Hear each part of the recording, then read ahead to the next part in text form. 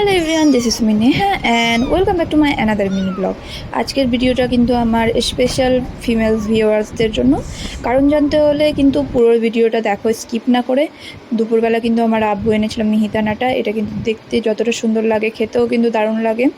আর এগুলো কিন্তু আমরা ছোটো থেকে খেয়েছি, এখনও কিন্তু এগুলো ভালোই লাগে। তারপরে চলে গেছিলাম রাতের দিকে কিছু স্ন্যাক্স খাওয়ার জন্য। সন্ধ্যার পর কিন্তু স্ন্যাক্স না খেলে কিন্তু মনটা জমে না। তো আমরা চলে গেছিলাম আজকে দই ফুচকা ট্রাই করার জন্য। আর কারণটা কিন্তু এটাই, আজকে যেটা আমি তোমাদের বলেছি, ফিমেলস ভিউয়ার্সদের জন্য স্পেশালি। কারণ ফুচকা কিন্তু মেয়েরাই অনেকটাই পছন্দ করে, ছেলেরা অনেকে করে না। তো এরকম কেউ নেই হয়তো এখনও যে ফুচকা পছন্দ করে না ফিমেলসরা।